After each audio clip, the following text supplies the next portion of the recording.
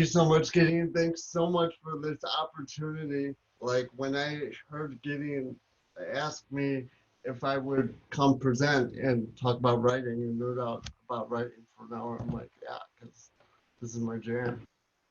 Thank you so much, Gideon. Thanks so much for this opportunity. Like when I heard Gideon ask me if I would come present and talk about writing and nerd out about writing for an hour, I'm like, yeah, because this is my jam. So I'm really excited for this. I'm so had so much fun putting this together for all of you, and thank you so much for being here. I hope you have a good time tonight. Uh, Warning: we're gonna work. Because I try and practice good pedagogy. That means keeping people engaged. So we're going to work. So right now, I want everyone to open Notepad or a Microsoft Word document or whatever it is on an Apple computer that you use to word process. I assume Apple computers have word processors. I don't really know for sure, but go ahead and do that right now. So, because we're gonna do some writing. Um, so a couple caveats before I get into this. This is being recorded. It's designed for you to go back and use this presentation over and over as a reference, okay?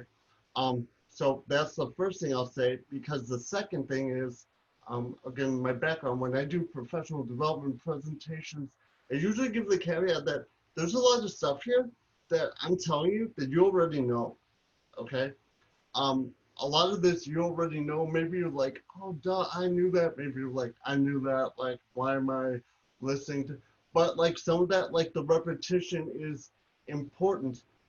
And I say that because I like to take the toolbox approach. What I'm giving here, you here in this presentation, the writer's identity, a personal interrogation process for writers. I'm giving you a toolbox. I'm giving you a process that you can go back to, and it's supposed to be able, I designed it so you can tailor it to you, because we're all unique. So you take from it what you need, and you're going to need different things than other people are going to need. You're going to find some things here that you're going to need that you didn't think you knew you were going to need, or, whatever I'm saying there with all those words. You get me, you get me. Okay, so this is a toolbox. It's meant to be a reference. Go back to it. Okay, um, and but right now we're just doing the cursory. We're gonna go through the whole thing, and this is gonna be fun. Okay, um, click my presentation. Here we go. Okay, so why did getting asked me here? So here's my bio again. I'm a writer. I primarily write fiction, although I do write creative nonfiction and poetry.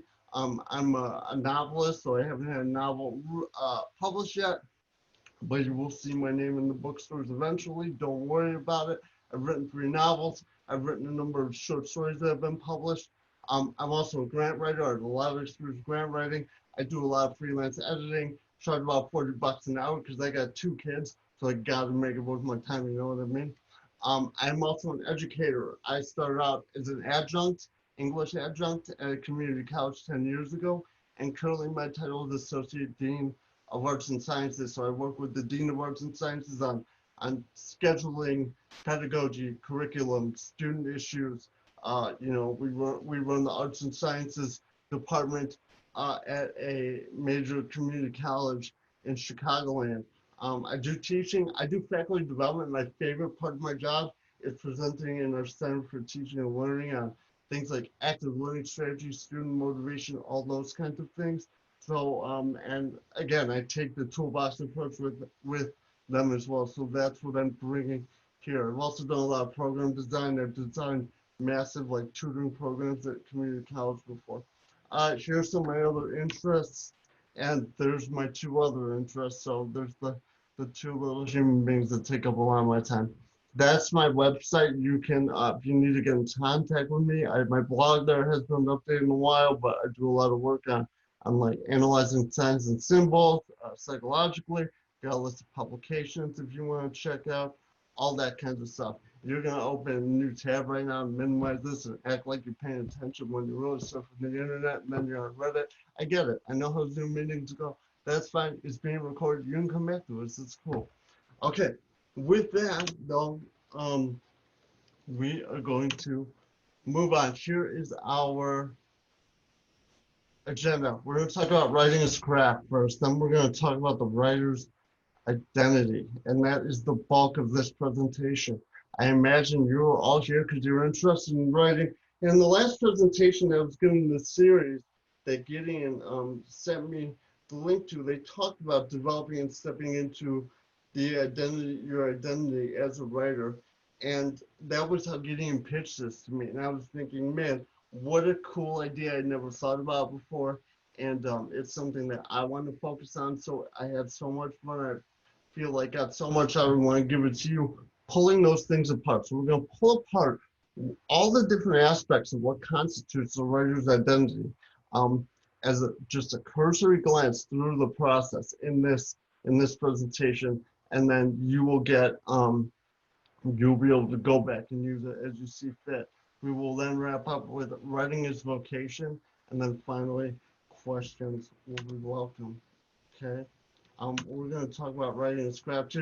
Here's the purpose. We're going to explore the aspects of a writer's identity.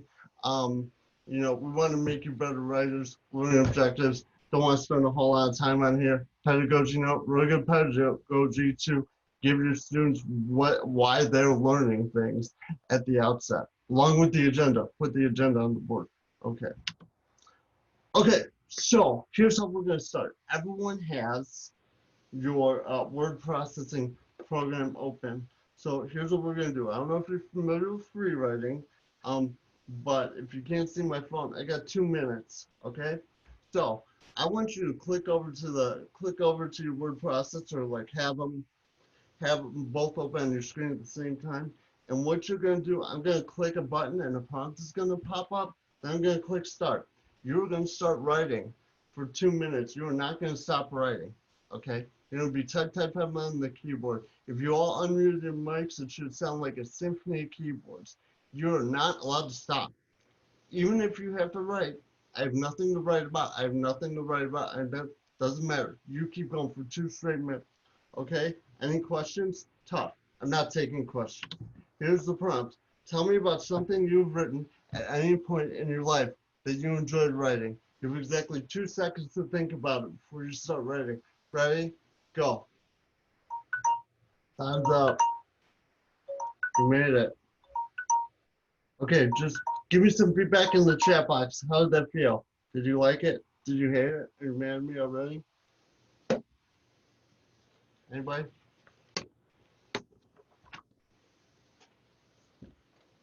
You need it longer. Yep. Right. Yeah. This is all great feedback. Um, this yeah, haven't been writing about a week. I wrote about writing dissertation. Enjoyed the prompt.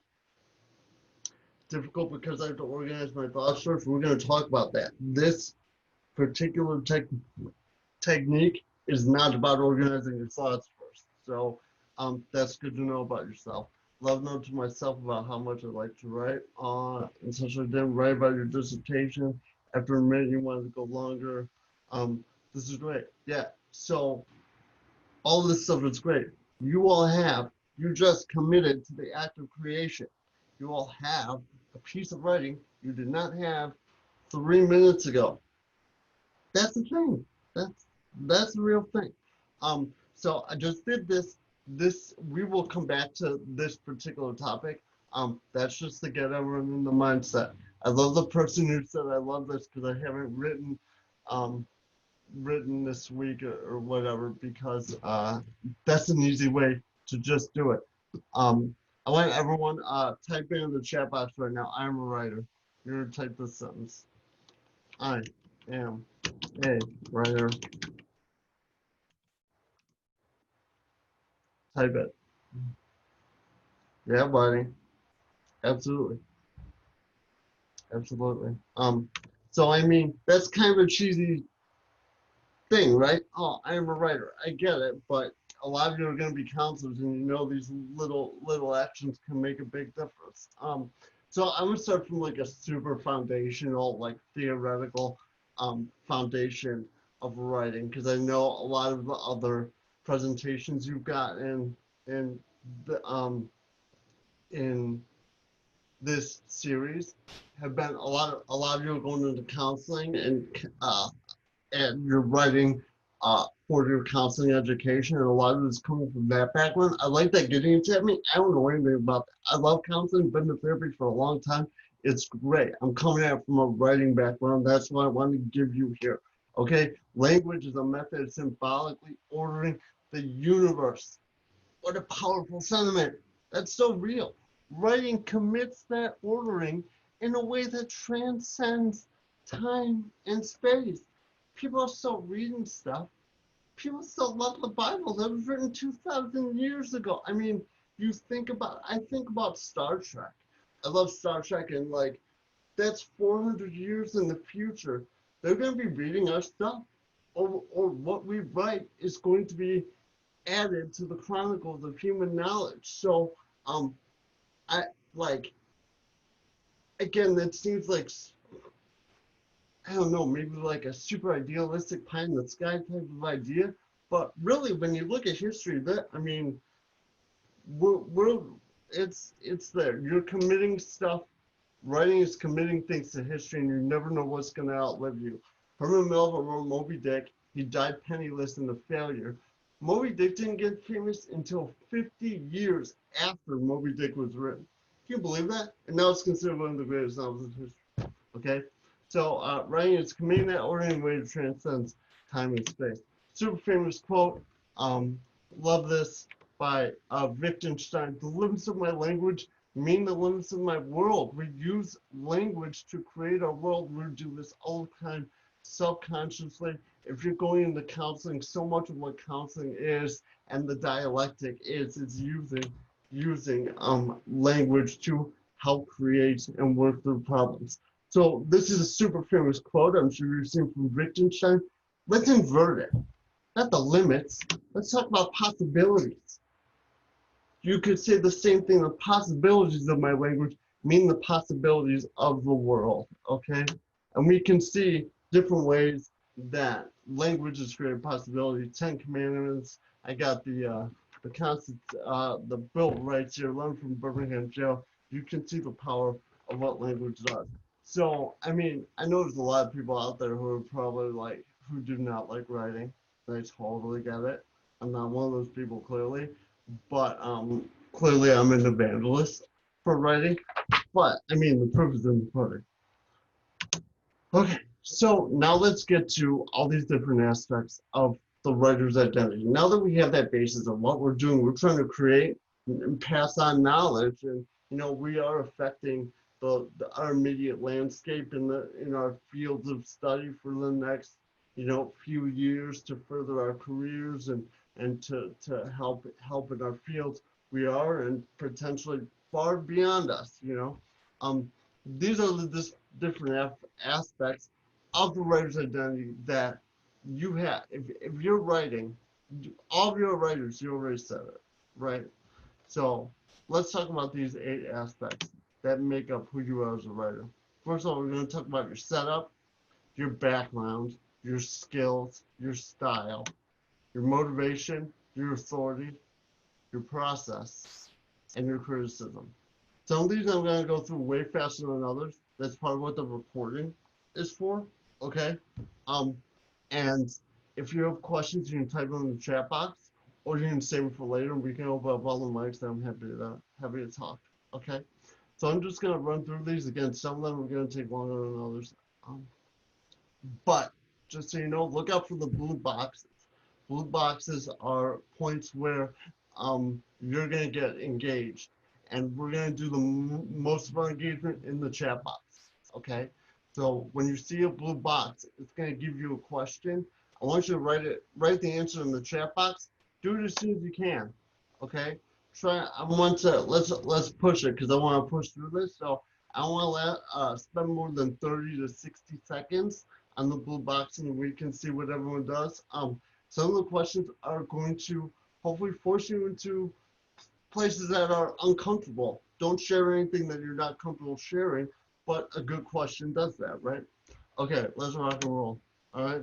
the writer's setup. So the first thing is your tools, your pen, paper, notebook, the type of your computer, word processing program, your reference materials. Got all mine back here. My wife jokes that I have the loudest keyboard ever. I actually went and researched like there's like 6 different type of springy keys. Um, and she makes fun of me, but this is a tool I specifically selected myself. My wrist guard that I have for to rest my wrists on so I don't get carpal tunnel so I can do this for a while. All these kinds of things. And so um, we take so much of this for granted. You're like, yeah, I know this is my office. Well, you know, there's a lot of different aspects to your office, and if you could do a couple tweaks here that they're going to improve your area, that will help you. So along with that, you've got your writing space. Like, is it a room at home? Is it a room elsewhere where you have to wear a face mask now, or you know, we can't like just go right at Starbucks or the library anymore right now. But you know what I mean. Um, Tables, chairs, lighting, decor. Um, does your computer chair suck? If your computer chair sucks, get a new one. Seriously, like that might help you. It might help you like want to spend more time in that space. The lighting. My wife always yells at me for having the lighting too dark. Turn this thing on so you can see my face, I guess. Um, you know, all these kinds of aspects of it. You know your space. Your desk. Is your desk the way you want it? No. Invest in a new one. Okay. Your time. When you write and how often. Um, that's part of your setup, and that is tricky for everyone, right? And it's for me the biggest thing is difficulty being consistent, and then difficulty in not getting frustrated with not being able to get consistent. So you do the best that you can. You do the best that you can. Your time, and then part of your setup is your genre. What do you write? How often do you write? Why do you write? Okay, this is all like baseline setup. And then find out your attitude. Do you like writing or do you hate writing? Are you ambivalent? Did you like it when you were in school growing up? Um, yeah, actually that's, you can simply impress your audience and add a unique zing. That should have been deleted right there. Um, but you get it. So it's very complicated. Do you want to say more about why it's complicated? About the complication? You're talking about attitude, I guess? Love, hate. Yeah, that seems like very natural. That seems like very natural, and there's a lot to unpack. Okay? Here's what I want to put in the chat box. What is one thing you would like to change about your writing setup? Why? When was the last time you considered any of this stuff? Cool. Yeah.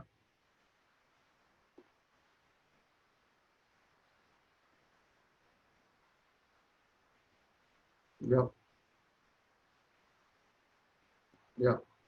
You can make your own dedicated and comfortable writing space. You need to be creative, listen to your interviews, and figure out what it needs and coddle it. Chair, lamps, establishing a routine, that is difficult. But yes, better posture. Great. Okay. Um, so for example, I asked you this question, what is one thing you'd like to change here? There might be a lot of things you want to change here. And this is part of the toolbox approach. So go back. You can now, I hope you're looking around and you're thinking about it. You're thinking about your space. You're thinking about your tools. You're thinking about your attitude. Okay? This is meant to prompt you. Okay. Cool. Moving on. Let's talk about the writer's background. So we've got like your setup, which is like generally how what how you the physical point from which you approach writing. Okay, so this is more like the non-physical aspect of where you approach writing. Your language fluency. Um, you know, it could be with English. It could be a lot of people have multilingual language backgrounds or are second language. English is a second language learner. we all come from different. If you're just born and raised in the United States, we all have different um, dialects that we come from. All of these things play into um, um, how you write, right? Your reading as well. Your cultural, racial, ethnic, and religious identity. Okay, so this is true. Your culture, your racial or ethnic background, your religious background in some ways, these are going to have an impact on how you write. Your language, the language you use, um, maybe your attitude towards it, um, your the way you organize thought, the way you organize paragraphs, etc. The way you even approach an editor. I'm just sticking this hexagon here, and I'm gonna tell you, there's so much to unpack here. We're not gonna do it right now. This could be a presentation on its own. Um, One of my friends who's in the chat right now, Jeff, just gave me a book called I'm reading right now. It's called White Flights, um, Race, Fiction, and the American Imagination, and a lot of it is about what white writers have done with fiction in the last 50 years.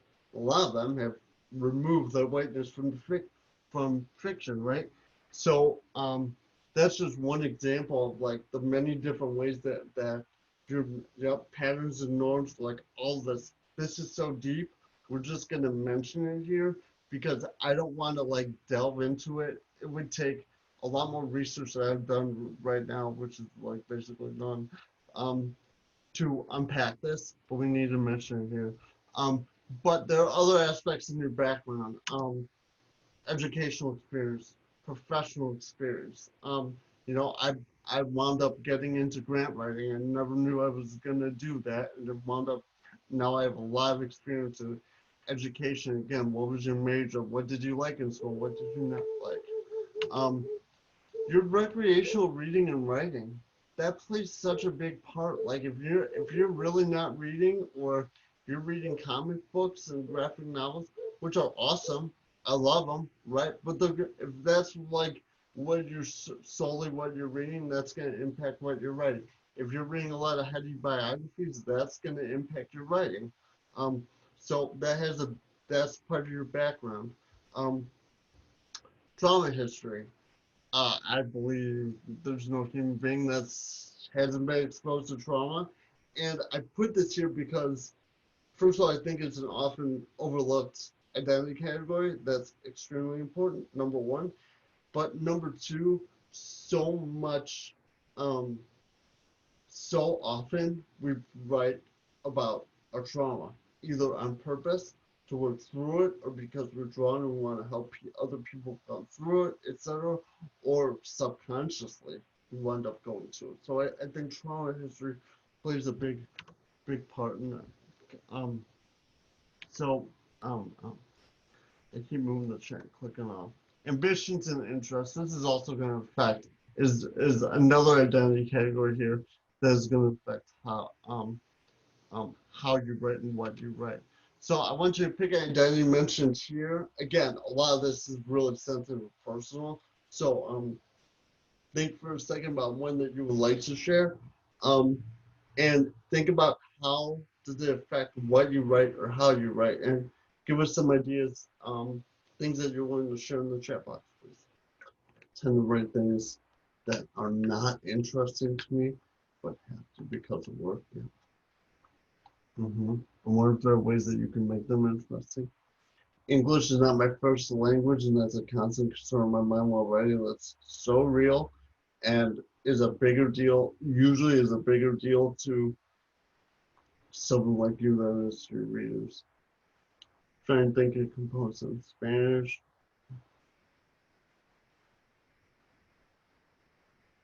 These are all great.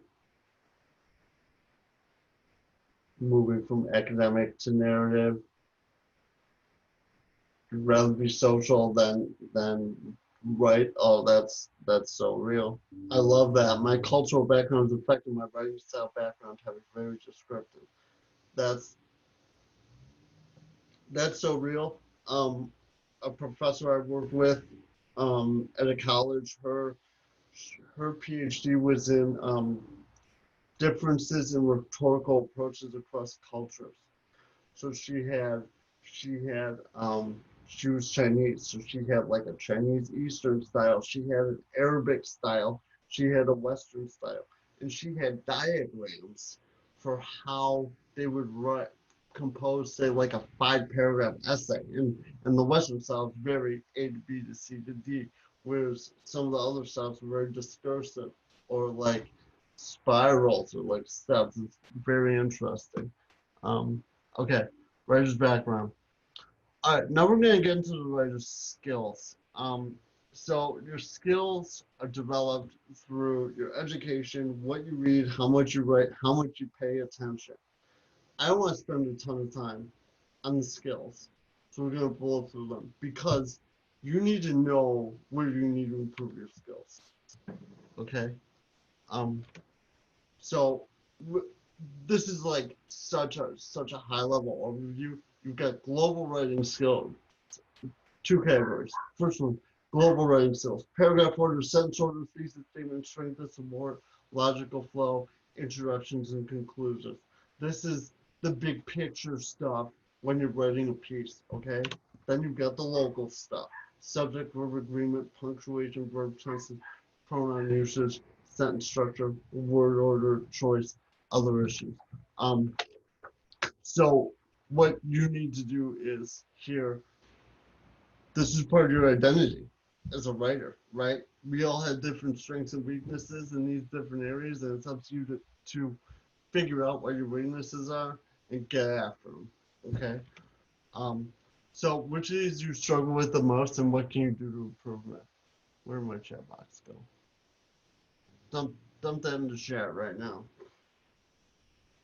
So, just all the local ones, everything. You need an editor. I'll edit your stuff for $200 an hour, getting strength and support. Yeah. Um, logical flow could be a lot. I'll tell you what. At the school I work at now, I have a high-ranking administrator who makes more money than any of us. I guarantee you. This person, I swear to you, does not know how to use a comma or a period. They're writing emails to other administrators at community colleges all over the state, and they don't know how to use a comma or a period. It makes me embarrassed to be associated with this person. Writing in a concise manner. Writing in a concise manner. I get professional assistance from the Office of Writing at Jefferson. There's a great writing concise. There's a great quote by Benjamin Franklin, something like, "I apologize for the length of this letter. I did not have the time to write you a shorter one."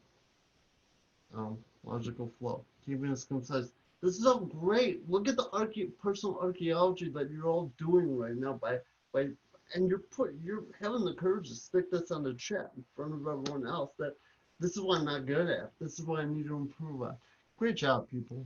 Good job. Keeping it concise. Awesome. Yeah, me too. Man, I'm so wordy.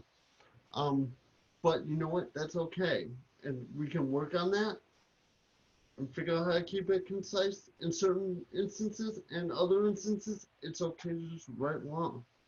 Okay, so here's some other strategies that you can use to figure out like to work on these things. So isolate the issues that you need to work on like we've done here. Okay, so if you have trouble keeping it concise, keeping things concise, or working on word choice, go seek out those resources obviously and work on those things. I don't know when the last time that you really like cognized like, oh yeah, I need to work on this was. Hopefully this is an opportunity for you. Um, so if you need help with clarity, read your sentences out loud. Read them in isolation, which means don't look at the sentence before, don't look at the sentence after. Put two pieces of paper in front of it and just read it and see if it makes sense. Also, you can do it, read them backwards, which means start at the very end of your paper and read them backwards, because when they're when your sentences are not embedded in the context of the meaning that you've given them in the page, you can read them better for grammar, like if they make sense.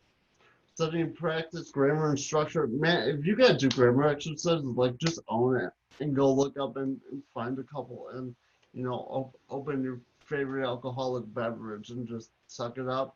Use a peer and editor. Use an app like Grammarly. I don't know if Grammarly is good or not, but I do know that there are tools out there. Okay. These are the writer skills. We have any questions before we move on? What number is this? What are numeral traits? We got 5 more. And what time we got? 7:40. All right, I'm gonna start burning through. Let's just go. Yep. This is one of my mantras. Read like a writer, write like a reader. When you're reading something, think about what the writer is doing, okay? Versus just being sucked into the meaning. When you're writing, and not all, you can't always do this, but when you're writing, think about what do I want my reader to experience. The more you can work on like flipping and empathizing with those things in those situations, that's a valuable skill to develop as a writer. We're moving on to style now. Number 4, style is the way that you say something.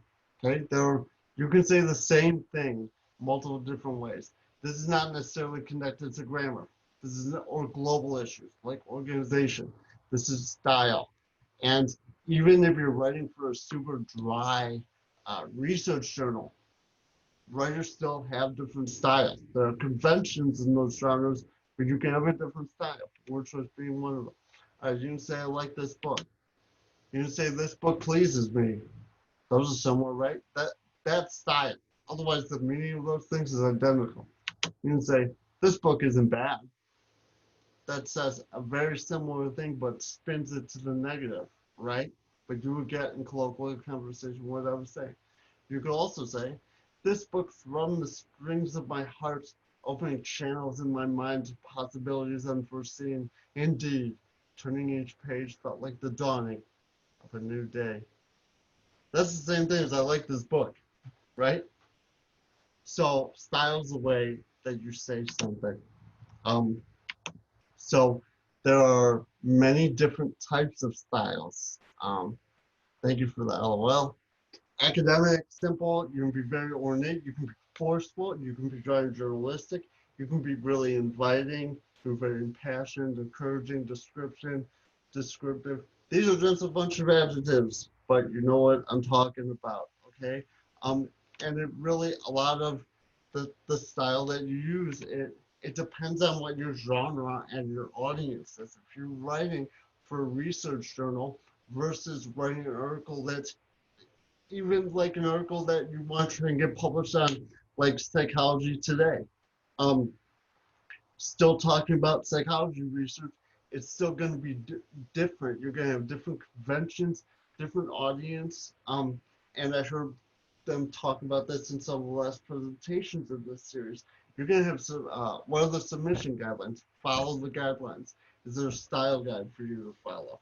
So this is kind of a general, these are the impersonal aspects of style. And then we've got the more personal aspects. What are the hallmarks of your voice? You know, language and culture, some of those things play a big part in it. Geography, how can your style amplify your message? When style is doing a really good job, the style and the word choice is amplifying the meaning, everything is working in concert together. And then based on that, what aspects of your voice do you want to emphasize or de-emphasize? Here's an example for me. I talk, many of us speak in a lot of contractions, okay? When I'm flying, I can be using contractions and expletives like every other word. And when I'm doing my free writing, sometimes in colloquialisms, I can be writing all of that, okay? Depending on the genre, that's a style, right?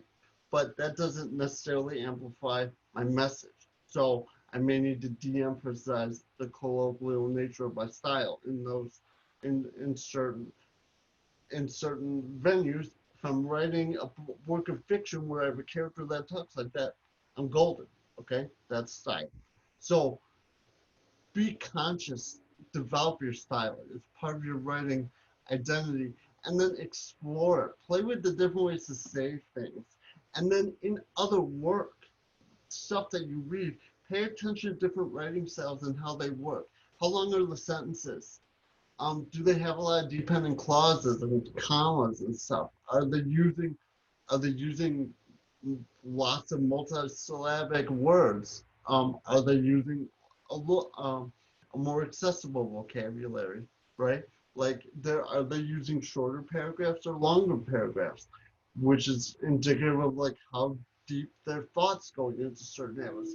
All these different things are worth considering. And let me give you an analogy. A few years ago, I have no idea how I got into this. I started really noticing when I was watching movies, really noticing what cinematographers were doing. Never had noticed it before in my life, but the cinematographers constantly making conscious decisions. We do not often recognize a writer's style, but those are conscious decisions that a good writer makes in order to manipulate the message they're giving to the reader. You need to be doing that if you're going to really raise your game, because your style is part of your identity, whether you like it or not. Okay? So, style is the way you say something. I have 3 sentences here. You're going to rewrite one of these to say the same thing in a slightly different way. Put it in the chat box. Okay? So I can read them. At the extremes, this means that for some people, emotional awareness is overwhelming, while for others, it barely exists. I grabbed like the psychology books off my shelf for this. Let us be saints then, if we can, whether or not we succeed visibly and temporarily. It is a simple human truth that everyone, just like you, wants to be happy and to avoid suffering. Please take 60 seconds, take one of these, and rewrite it to say the same thing in a different way. Okay, so this is a great example. Gideon put, is humans strive to be happy and avoid pain. Annabelle put, is an inalienable fact that humans strive to be happy and try to avoid suffering. Gideon's is more of a stripped down, very more of a simple style there. Annabelle uses the word inalienable, automatically elevates it. Inalienable is a word that has more emotion in it. Um, and so that's a great example of how those two said the same thing in a different way that's going to have a different resonance with the reader. These are all fantastic. You're all such good sports for playing with me. Okay, style for stressing. Yeah. Sometimes the best style is a 8-word sentence with no commas. Seriously. Okay. So style. We're gonna move on from style to your motivation. What is your motivation for writing? There are 2 types of motivation. Okay. There's extrinsic goals and there's intrinsic goals. I'm an idealist, so I always like veer towards the intrinsic. But I'll take the money. I ain't gonna lie, right? Um, Extrinsic goals, obviously, they're very important. You could be writing for your career, graduation, your education, for praise, for money. If you're writing for money, like I don't know why you want to do that because that's an oxymoron. That doesn't happen. You could write to try to impress a potential mate, as the poets and bards have done throughout the centuries. That's kind of fun. But then there are the intrinsic goals too. You're writing for knowledge, to contribute to a field, for personal fulfillment, for the confidence to know that you participated in something or that you could do it. Okay, um, and so both of these things are so important to consider. And either way, the important thing to know is that writing is always a disruptive act. Always. Because anything that's ever written is either trying to disrupt the status quo or reinforce the status quo. Either way, okay? Otherwise, it wouldn't be worth reading. Um, so, and so because of that, I encourage everyone write from a place of virtue and justice, and write from your values. And so your values are so intimately tied with your motivation, your reason to do things. If you're solely pursuing extrinsic goals, I mean, we've seen, materialism is kind of a valueless philosophy. It's not that pursuing material things is wrong, but it's the reasoning behind it. So here's some examples of values. Einstein had kindness, beauty, and truth. He held those up. I love The Legend of Zelda, the video games. I got tattooed on my arm over here. The Triforce is made up of wisdom, power, and courage. Thank you. Yeah, I'll nerd out on that. I mean, I tattooed it on my body. I have three professional values: integrity, compassion, empathy. You walk into a job interview, you pull out and say that your three, thank you. You walk into a job interview and you say, these are my three professional values. You're going to raise eyes. I've interviewed a lot of people. People don't do that. Okay. Um, you can also do a personal mission statement if you want it. I'll seek to balance career and family the best I can. In the 7 Habits of Highly Effective People, he talks about this. Some people might call this virtue signaling. I would call it virtue screaming, and I'm proud of it. I'm more than happy to do it. I don't have any problem with that. So because of that, I want you to make a note of one extrinsic and one intrinsic goal of why you write. One reason. Okay, you can write it in your Word document or whatever right now, and write down why you have it. Okay, so let's just take 2 minutes to do that. And anyone, please share whatever you want in the chat. Could just be as simple as like, I have to write this stupid paper to help me graduate. I mean, that's fine, but I think there's other stuff going on there too. So take a couple minutes to do that. Language, extrinsic, deadlines. Here's the thing, if you guys are putting extrinsic in your career and you're writing because of deadlines, I hope that you're enjoying it. I hope that you're enjoying it. I hope that you're finding some fulfillment out of it. If not, I hope that you can find a way to do so. Yeah, okay, good. Good. I mean, we're all here. You're spending time with me going through this thing. You probably have some serious motivations for doing so because there's plenty of stuff on Netflix you could be watching, but you're not. So you're obviously kind of motivated. Yeah, these are all fantastic. So, yes, so motivation, important aspect of your writer's identity. Why are you doing it? Why are you doing it? Okay. Writing helps me to learn. That is so real. And that is why I jumped all over the presentation, because I knew all these things that I'm giving you right now. However, I didn't like have them in my head organized like this. And the fact that I put it together and I'm teaching it to you right now, I'm like, this is helping me learn, right? Excellent. The writer's authority. Number 6, this is a big one that people struggle with, and that global skills. Love it. People struggle with, and Gideon, you actually pitched this to me based on people struggling with this one. Gaining authority is a decades-long process, and authority must be earned. But I feel like everyone has felt, I'm missing a quotation mark there, my bad. Very famous Radiohead song, Creep, and it's so famous because it feels like everyone's felt like this at one time or another, right? And that translates to what we would call professionally is imposter syndrome. Okay, raise your hand if you've ever said one of these things to yourself, like, whatever I have to say isn't good enough. I got lucky. I don't belong here.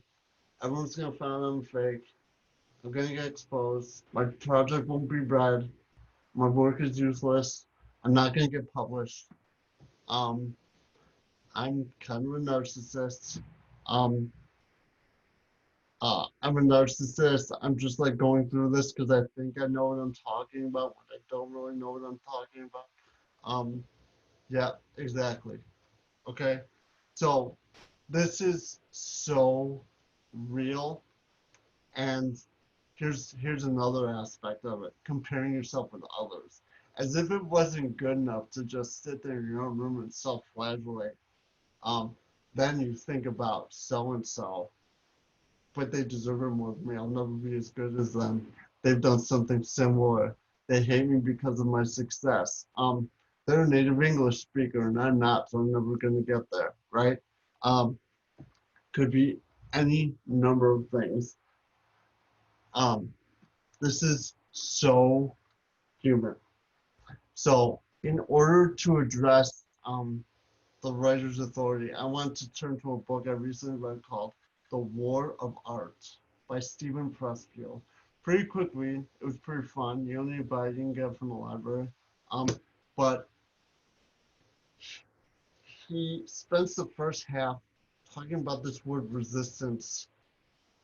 And I'm going to get a little Jungian here, where Carl Jungian, I mean, if writing is the act of creation, it only makes sense that there's an equal and opposite force in the universe trying to oppose that creation.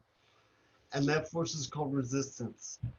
And all of these all these thoughts that we have, these imposter syndrome things, comparing yourself with others, it's all resistance. Okay? There's going to be some vulgarity here, just so you know, trigger warning. Quotes from the book. There's a secret that real writers know that wannabe writers don't, and the secret is this. It's not the writing part that's hard. What's hard is sitting down to write. What keeps us from sitting down is resistance, okay? Resistance cannot be seen, touched, heard, or smelled, but it can be felt. We experience it as an energy field radiating from a work in potential. It's a repelling force. It's negative. Its aim is to shove us away, distract us, prevent us from doing our work. Okay? When you're sitting down to write and you start surfing the internet, that's resistance.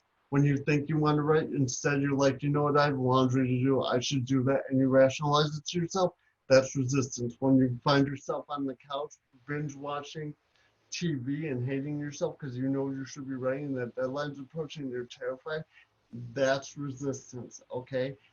Any any vice you have, any of it that can be used to avoid doing the work, that is resistance just trying to pull you away from it. And I'm gonna give you my favorite quote right here. The book is good, but this quote's killer.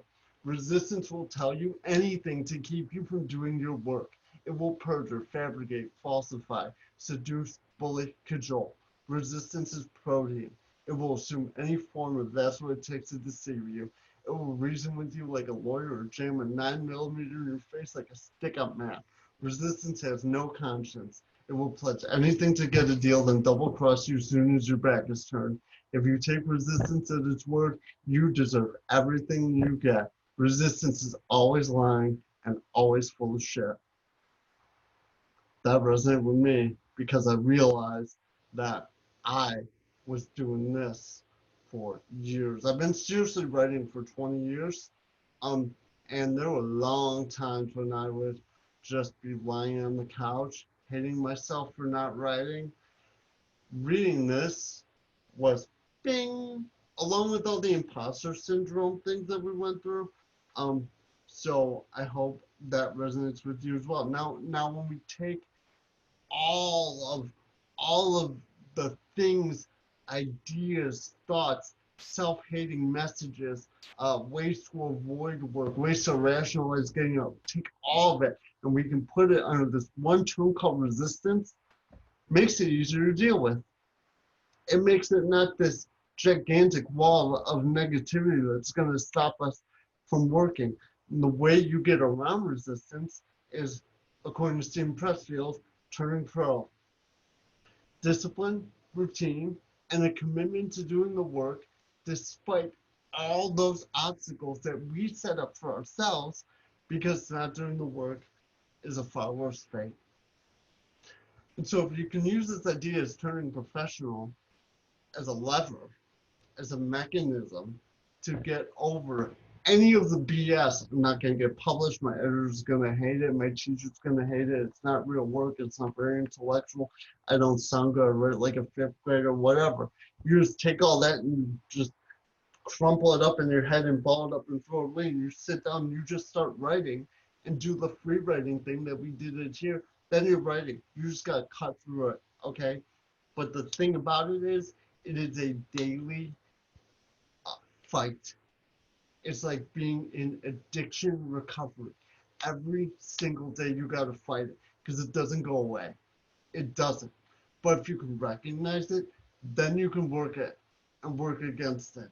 And hopefully reduce how much you hate yourself in the process. Anyone have that problem? Here, me. For me, the key to it is courage. Here's some great quotes just for fun. Courage is the most important of all the virtues because without any courage, you can't practice any other virtue consistently. You can practice any virtue radically, but nothing is consistent without courage. Maya Angelou, Neil Gaiman. This is how you do it. You sit down at the keyboard and put one word after another until it's done. It's that easy and that hard. Or keep it simple. There's nothing to writing. All you do is sit down at a typewriter and bleed. Hemingway. They're all saying the same thing. These are three of the most storied writers of the last century, and they're talking about resistance. You just have to cut through it. There's no other way. Okay? So here's how you get around imposter syndrome then. You be proactive. You gotta celebrate your journey. Okay? Don't let all those negative thoughts weigh you down. Celebrate your journey. Look forward to what you want to accomplish, but also look backward how you got here and keep doing that throughout your life and throughout your writing career. Recognize, be honest about your strengths and weaknesses. You need to be honest. If you're not honest with yourself, none of this is going to work, okay? You got to own your deficiencies and you got to work on them. And if humility is one of the things you got to work on, then do it. So make a plan to work on your weaknesses. Resist the urge. It's so easy to want to compare yourself with others, especially when, how did they get published? Okay? You're like, how did that jackass get published? I know I'm way better than them. They say the dumbest things in class and they got just can't do it. Even when it's like such an extreme example like that. It's so not worth it. Realize that you are not alone. Most people are going through imposter syndrome. Isn't that crazy? So funny. So use these as strategies to get around it, okay? So here's what I want you to do in the chat right now. Let's just take one of these statements, just rewrite it to create an affirming message. Take any one of these, rewrite it to create an affirming message. And then also your homework is when you say one of these things or something like this to yourself, you need to start learning how to recognize it and how to combat it in your own life with an affirming message, okay? Because the resistance will never go away. It will be lived your whole life. So, but if you can learn how to work with it, or work against it, or realize, like, send the quote that's full of shit, then you can combat it, and it can help you work. All right, I want to see people rewriting some of these. Okay, we like an hour and a half getting. I'm still okay on time, right? You got it, man. Okay. Late Central. All right, I'm gonna just start pounding through and talking real fast, and it's all being recorded, so you can go back and watch it. Okay. So the writer's process. So you learned all of this. This was hammered into you in high school. Okay, great. So we're gonna talk about the writer's process. So the writer's process doesn't change, but your writer's process can be your own process. It's unique to you, okay? We all have two eyes, we all have a nose, we all have a mouth, but we all look different, right? Okay, so pre-writing, this is at the start of the project. Your writing process, let me back up. Your writing process is part of your identity as a writer, and you can figure out how to own it and figure out how to make it work best for you. Okay, pre-writing, strategies for pre-writing, outlining, okay? Free writing. So the thing we did before, set your timer for 5 or 10 minutes. Be like, I'm gonna start writing. I'm not gonna let myself stop. It's a brain dump. You just dump whatever you want. I think Diego said in the chat, I've said stuff in the free write that I was surprised that that's what you want. You're just getting ideas out there, okay? Especially if you're frustrated. Similar thing is listing. Instead of like just typing stuff out, just make a big list of everything you know about whatever thing you're researching and want to get into or want to write. Um, Alternatively, you can research about it, read, and take notes and see what the notes are form of pre-writing. And then also I tell my students concept mapping. This helps some visual people, where you draw a circle, you put a topic in it, you draw lines coming out of the circle, you write things that are connected to it, etc. Um, I'm sure there are other ways if you have other strategies you use to pre-write before you're drafting, please let me know. These are the ones that I've taught over and over again. Um, but then there's drafting, and this is for me the hardest thing. And um, one my good friends recently told me he didn't know how I wrote so fast. Um, I sit down and I just write, and I crank out a lot of writing. I did not used to be that way, you know. I used to be stuck on the couch with a beer in my hand for a lot of my 20s. And now I've written a lot because I've done a lot of work on all this and the resistance and everything. And I just love it and want it so bad. But let's get to the concrete here. Write fast when you're drafting. It's so easy to be like, this sucks. This isn't good. I don't know what word to use here. Stop all that. Just write, okay? Going to my second bullet point, write the bad version. Write the bad version of whatever it is you're trying to write. Just get the bad version done. Because then at least you have the bad version out there and you can make it good. Use placeholders. Skip stuff. You don't know what words to use? Skip it. Say, put a note there for yourself. You have to go look something up. That's fine. Say, look this up in all caps and move on and keep writing. Cheat any way you can to get that first draft done. Cut yourself slack. If you don't know something, that's fine.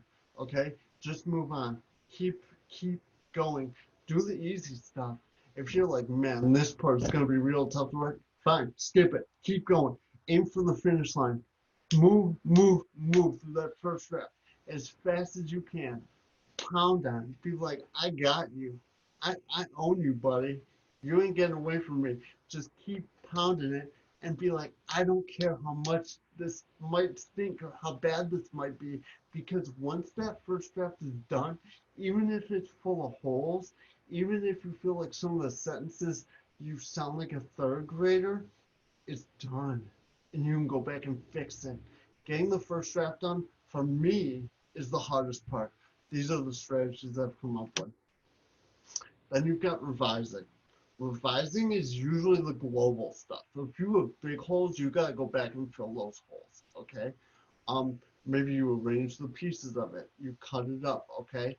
A big thing you want to do right at the beginning, though, once you finish that first draft, I should have put this first, is ask yourself, what is this thing about?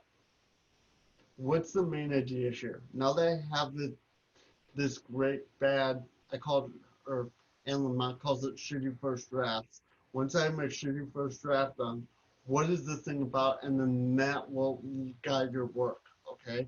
So you can cut it up, you can determine your thesis, how everything ties to it, re-outline it, um, and cut the excess stuff.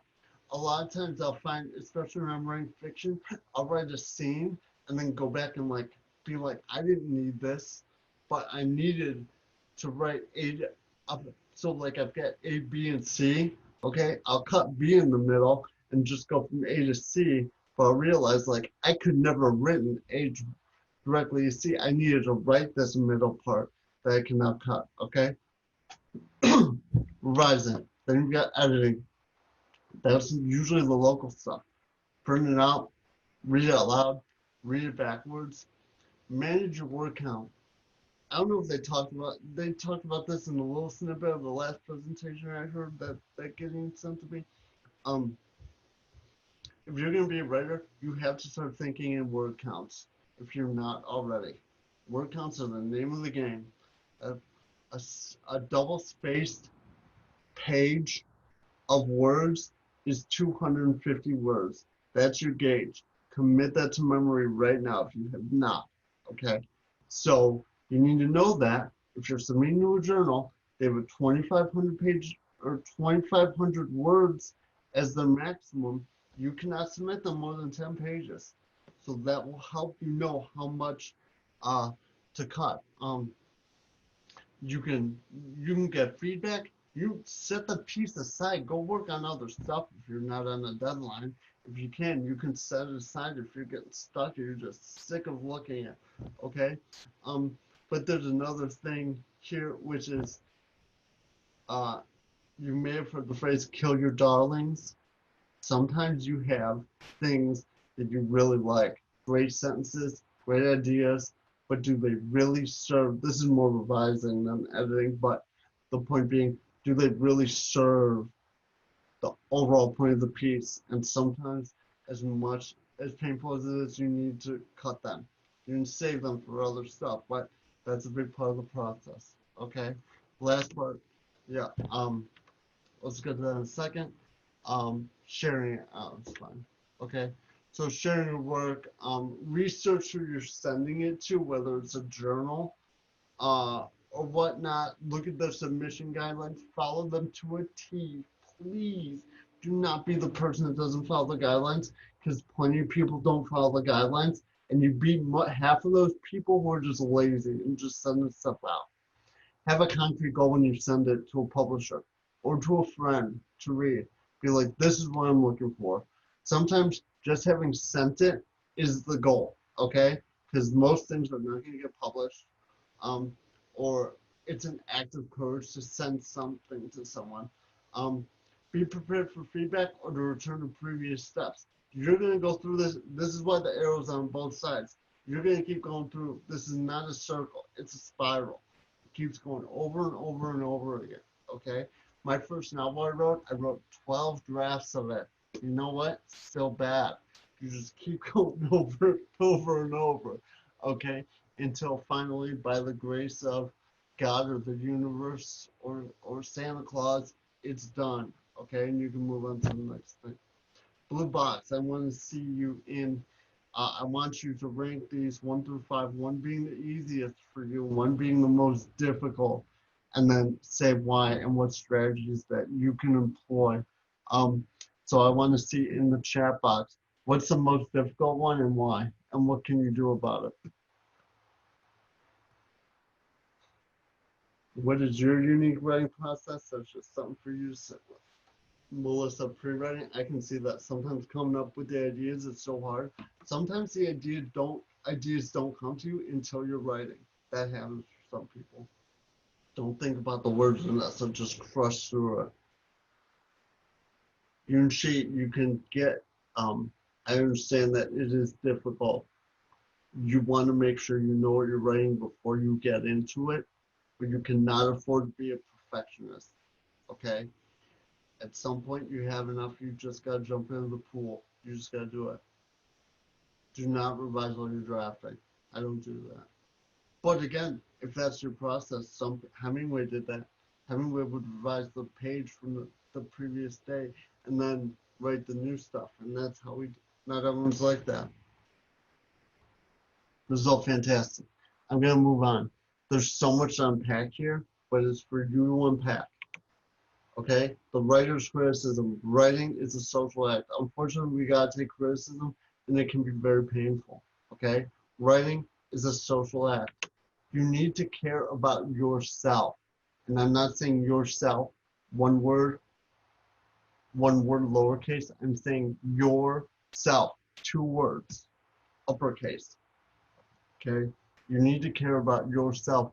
Your work and your writing is so personal. It takes so much time and energy, and it's your personal thought process. Okay? So you need to find readers that you trust. They understand your goals, believe in your work. You know a good reader when they'll ask you about your process. They'll talk about your intention. Okay? A bad reader will read your thing and be like, well, I didn't like this. Okay? A good reader will be like, tell me about this. How did you come up with this? What was your intention here? Okay.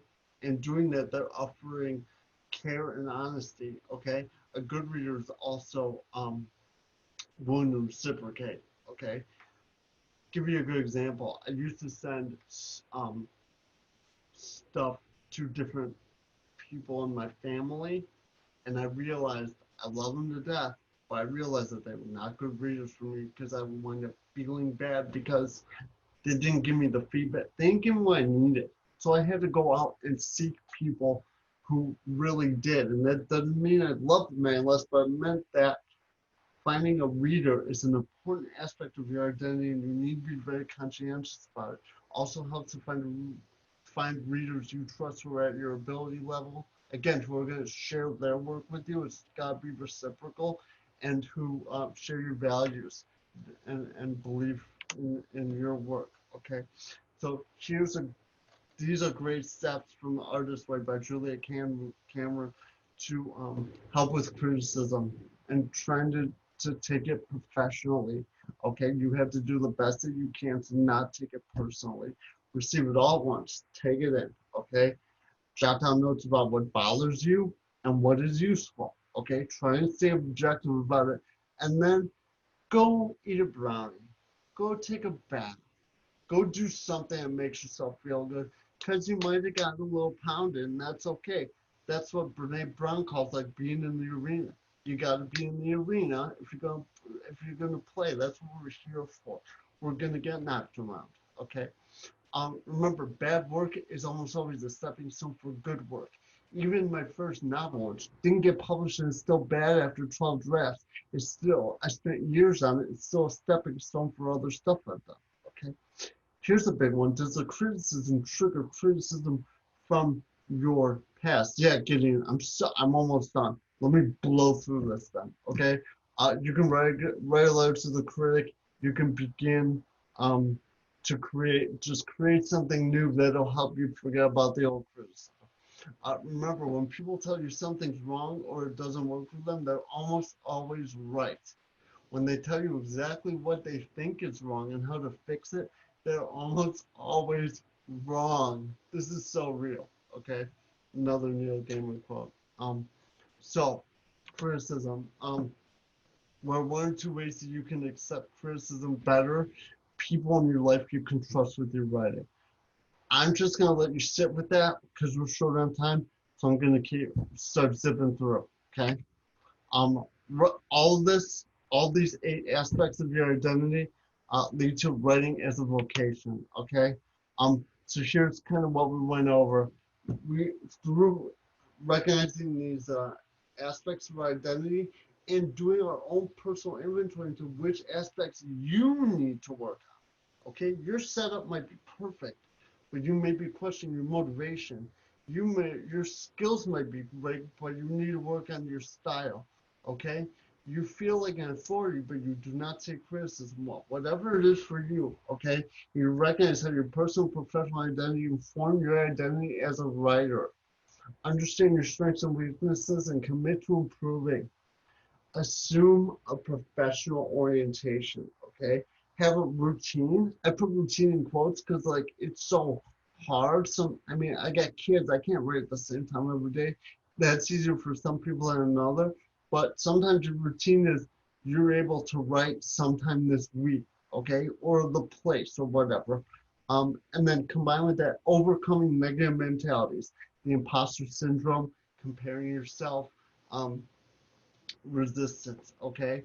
And then to help with that, find your support systems inside yourself and outside yourself to nurture your writing self.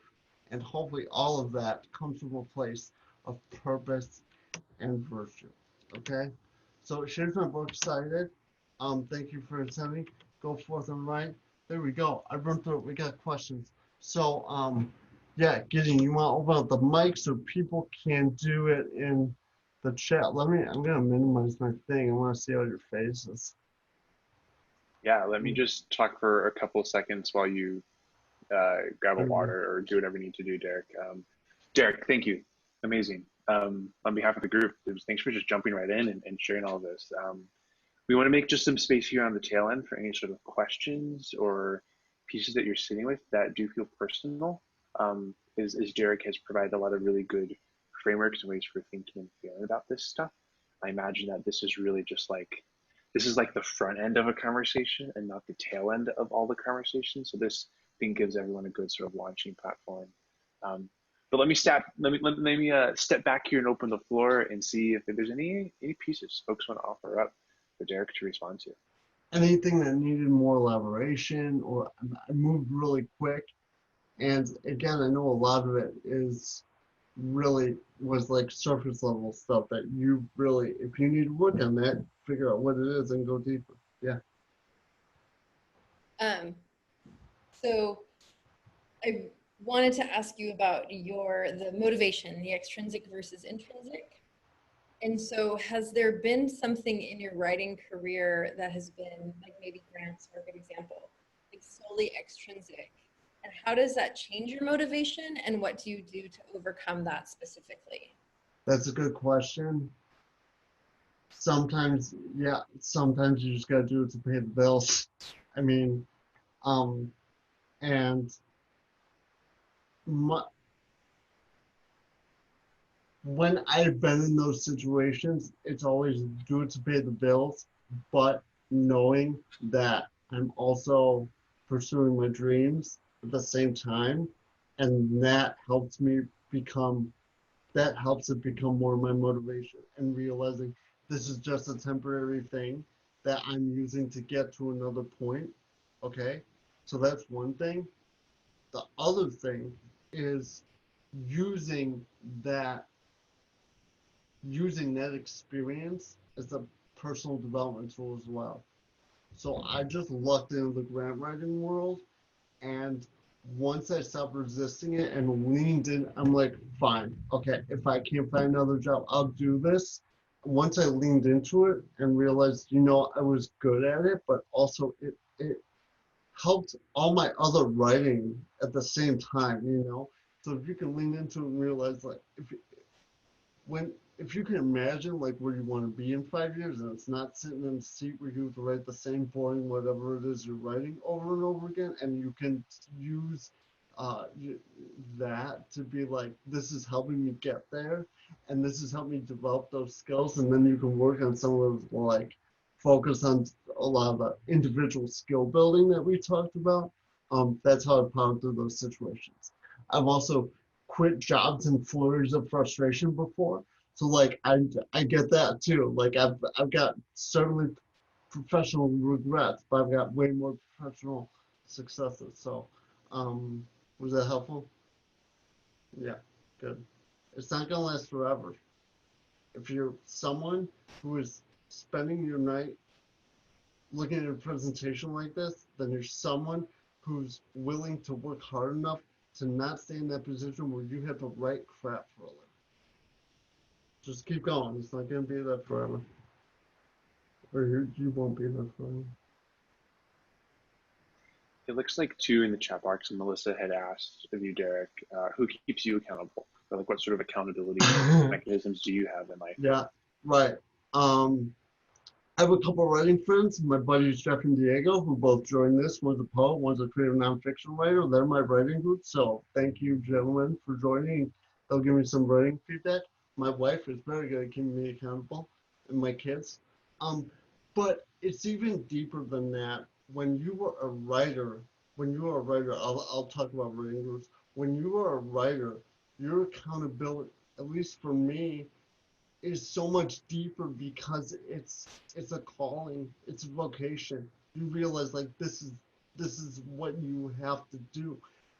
I'm not a fun person to be around when I haven't written for 2 weeks. I'm not, and so I have to keep myself accountable to getting my writing done while having all the other responsibilities of my life taken care of. I have a full-time job. I've got family, kids, all this stuff. And I'm still trying to crank stuff out at the same time. So the accountability comes from the fact that, like Stephen Pressfield said, the thought of what my life would be like if I stopped writing is too unbearable to not do it. Right? Yeah. Talk about writing groups. What do you want to know about writing groups? Gideon. I mean, I talked about like kind of how to select people. It takes time. You got to find people who care about your work, care about your writing, want to invest in you, are willing to be vulnerable enough themselves, because writing and sharing writing is such a vulnerable, sometimes like intimate act. So was there other things, Gideon?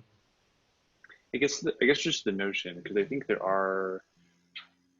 I mean, I'll offer. I think there are some like academic parallels to writing groups, and typically those are amongst like shared faculty or colleagues. But even just taking it outside of like an academic setting, like how would you? I guess how would you begin to like assess this writing group is really helping me or really supporting my own growth edges? So like for example, like I know Gretchen and I work well together because we in some ways we see things differently, and like when we approach something, like she sees like the trunk of the elephant and I see the foot of the elephant, and like we have different perspectives. And for me, that's like a personal metric of, yeah, this is a good writing buddy. But I guess I would just offer that up to you. Like, how would you go about determining like this writing group is really effective and helpful for me in my own growth, and I'm getting the good challenge that I need? Yeah. One of those metrics is it's fun, honestly. Like like you and Gretchen, I've heard you two talk before, and you have fun doing it. And when you're doing the work well, it is fun. Even when you're being challenged, because you welcome that challenge. So here's, I guess that's another thing, is when you find yourself welcoming the challenge, when you find yourself receiving that criticism that would otherwise like be stinging, but you're like, okay, you threw down the gauntlet. I want this. Sure, I'm gonna come. Like, it's really more of an internal, like, divining rod that gotta follow that. You know, when it works, it works, and that's why I put yourself too. Like, you gotta figure out like who's taking care of you as a writer. You know, you think about like how you pick your spouse or your significant other. You find someone who cares about you. Do that in your writing career with your writing self. That takes time. Takes a lot. I've been in a lot of writing groups that have gone bust. It's Yeah, like we've broken up. It's like a breakup. Seriously, writers are yeah. such nerds. But yeah. Well, Anything else? I'll just offer. I know we are at closing time, and speaking of writers being nerds, Derek, I want to thank you for sharing your nerddom and passion and excitement about writing in this way. I know a number of us are really happy to see Zelda getting an honorable mention within this work. Always. Um, but knowing that we do have to close, we're happy to stay. We're happy to stay and hang out for a few more minutes. But before we do close out, sort of officially here, Derek, I'm going to give you the last word. Any final reflections or charges or uh, open conspiracies you want to invite us into to be better writers? um, you just you don't ever get to see the impact when you do it well, and that's such a mind screw aspect of it. Okay, but here's what I want you to do. Here's the final charge. Everyone's last homework assignment. Everyone has to go to YouTube, look up Carl Sagan, his speech about books.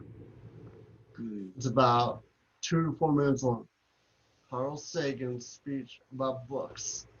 You read that, that's why you write or watch them. all right. Thank you so much, Gideon, for having me. Thank you all so much for your attention. I hope you found it really worth your time and really got the gears turning. And I hope that it's inspired you to know that you can do it. Like, it's cheesy, you can absolutely do this. Because I've been there down in that hole, and I've learned how to claw myself out of it, even though I'm not a published novelist yet, but I will be. I feel so good about it, and you will get there too, but it takes a long time and a lot of work. But I've given you all the tools of how to get there, so it's up to you now. Amazing. Thank you all for tonight.